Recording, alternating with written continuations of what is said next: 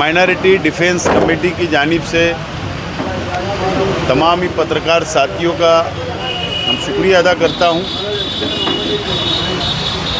दोस्तों, आज minority defence committee की मीटिंग हुई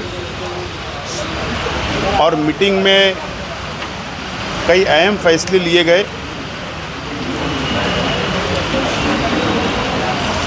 जो एसआईटी का जो केस है, हमारे वकील उसके ऊपर आपसे बात करेंगे, लेकिन जो अहम फैसले लिए गए, माइनॉरिटी डिफेंस कमेटी जहां पर बांग्लादेशी रोहिंग्या मुसलमानों को बदनाम करने के लिए एसआईटी बनी थी, डिफेंस कमेटी लड़ने का काम करेगी, इस तरीके का ऐलान किया गया था। वहीं दूसरी जानिब वक्फ अमेंडमेंट बिल जो मरकज़ी हुकूमत ने लाई है, पास हो गया है, उस ताल्लुक़ से भी लड़ने का फ़ैसला उसी वक्त किया गया था। आज मुल्क के हालात, महाराष्ट्र के हालात को देखते हुए माइनॉरिटी डिफेंस कमेटी ने फैसला की है, उत्तर महाराष्ट्र नासिक रेंज में 5 ज़िले आते हैं, अहमदनगर, नासिक, धुलिया, नंदुरबार और जलगांव। ये 5 ज़िले के एक बड़ी कॉन्फ्रेंस, माइनॉरिटी कॉन्फ्रेंस लेने का फ़ैसला किया गया है, जो 22 जून को मालेगांव शहर में एक बड़ी कॉन्फ्रेंस होगी। और चाहे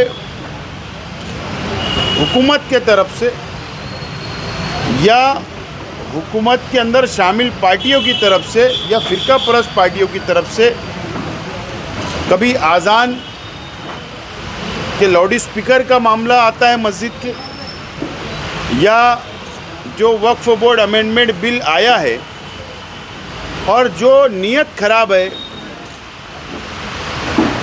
फ़िरका परस्त तंजीमों की, सरकार की, जो मुसलमानों की वक्फ की गई प्रॉपर्टी के ऊपर जो नीयत ख़राब है, जो मसाइल हमारे सामने आ सकते हैं, इस ताल्लुक़ से कॉन्फ्रेंस ली जा रही है। और कॉन्फ्रेंस में लीगल तौर पर, कानूनी तौर पर किस तरीके से मालूमात दी जा सके, एक दूसरे के राब्ता किस तरीके से हो सके, उनके ऊपर कोई मुसीबत आए तो मालेगांव किस तरीके से उनके साथ खड़ा रहे, अगर हमारे पे कोई मुसीबत आए तो वहाँ के लोग हमारे साथ किस तरीके से खड़े रहे।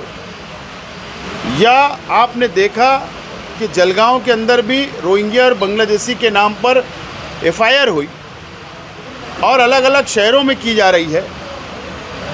और अभी मनमाड़ के अंदर जो एटीएस ने एक मस्जिद के ज़िम्मेदार जो चंदा जमा कर रहा था, उसके ऊपर एफआईआर की। ऐसे बहुत सारे मसाइल जो आज मुसलमानों के सामने है, इसके लिए एक बड़ी कॉन्फ्रेंस रखने का फ़ैसला हमने आज की मीटिंग में किया है। और 22 जून को मालेगांव शहर में बड़ी कॉन्फ्रेंस तो होगी और वक्तों पर आप लोगों को बुलाकर ब्रीफिंग की जाएगी, मीडिया को मालूमात दी जाएगी। आज सिर्फ जो फ़ैसला हुआ है, आज आपको मालूमात दी जा रही है। बोलो। ऐसा है कि नीयत साफ़ हो तो मंजिल आसान है, और हम लोगों की नीयत साफ़ है। इसके लिए हम लोग इत्तेहाद के साथ आगे बढ़ रहे हैं। और ये कोई पॉलिटिकल माइनॉरिटी डिफेंस कमेटी नहीं है, बल्कि हम हमारी कौम की, हमारी मिल्लत के लिए, माइनॉरिटीज़ के लिए जो मसाइल है उसके लिए हम लोग अभी लड़ रहे हैं। और इंशाअल्लाह इसके अंदर हमको कामयाबी मिलेगी, क्योंकि हमारी नीयत साफ़ है। मालेगांव में एक कमेटी बनी है, मालेगांव एक्शन कमेटी बनाए तहफ़्फ़ुज़ औक़ाफ़। आप लोग ये कॉन्फ्रेंस शुरू कर रहे हैं, उनका भी काम चल रहा है, तो उनको बुलाएंगे, जोड़ेंगे या फिर उनके पैरेलल?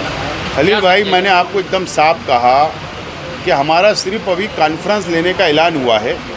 हमारे एजेंडा तैयार होगा, हम लोग आप लोगों को बुला के इत्तला देंगे, किसको बुलाना किसको नहीं बुलाना, ये तमाम ही बातें हमारी कमेटी में तय होगी, एजेंडा फाइनल होगा, उसके बाद आप खुद ही इत्तला दी जाएगी। आप फिक्र मत करो, लेकिन हम किसी के खिलाफ नहीं है, किसी का कंपटीशन हम नहीं करना चाहते।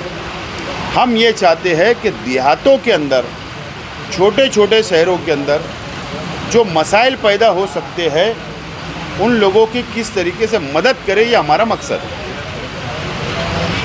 मालेगांव शहर हमेशा से रहनुमाई का काम करते आ रहा है। यहाँ पीछे जो भी एमएलए गुज़रे, उन्होंने इस शहर की रहनुमाई के साथ साथ महाराष्ट्र की रहनुमाई की।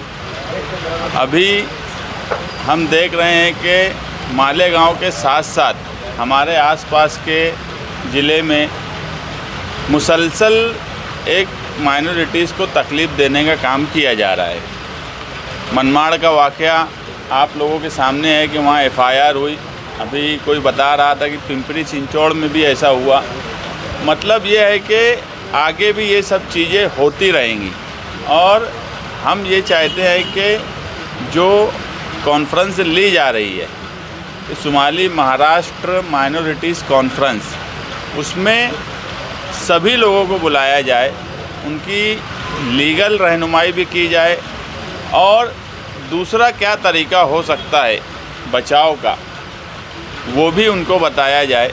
क्योंकि हम ये भी देख रहे हैं कि नासिक हो या जलगांव हो, मनमाड़ हो, वहाँ पर लोग कोई मदद करने के लिए नहीं आता, कोई ऐसा कमेटी नहीं। जैसे हमने यहाँ एक कमेटी बनाई और वो कमेटी मुसलसल एसआईटी जब से बनी है लोगों की रहनुमाई कर रही है कि लोग अपने कागज़ पत्तर सही कर लें। लेकिन दूसरे शहरों में ये नहीं होता, लोग डरते हैं, उनका डर और खौफ भी ख़त्म हो और हम कानून के दायरे में रहकर हमें क्या हक हमको मिला है वो हक पर हम काम काज करें। हम जब ये कमेटी बनाए थे उस वक्त भी हमने 2 सवाल रखा था। वक्फ़ के सवाल पर हमारा एक पिटीशन सुप्रीम कोर्ट में माइनॉरिटी डिफेंस कमेटी की तरफ से दाखिल है, जिसका नंबर 25/493/2025 है। मगर उसके ही साथ साथ ये भी ज़रूरत हुई कि सुप्रीम कोर्ट में केस चलेगा, फ़ैसला कब आएगा। उम्मीद यही है कि फ़ैसला हमारे हक़ में आए। मगर मदरसे, मस्जिद, दरगाह, कब्रस्तान, इन सब को अगर तकलीफ़ होने लगी, नोटिसें आने लगी, उस वक्त अगर हम इनके लिए कोई कोशिश करेंगे तो बहुत देर हो जाएंगी। इसलिए पहले से ही इन लोगों को बुलाकर इनके लिए सही रहनुमाई की एक कॉन्फ्रेंस की जाए। और ये कॉन्फ्रेंस जो है 22 जून को जो होने वाली है, एक बहुत बड़ी कॉन्फ्रेंस होगी और इस पर पूरे महाराष्ट्र की नज़र होगी।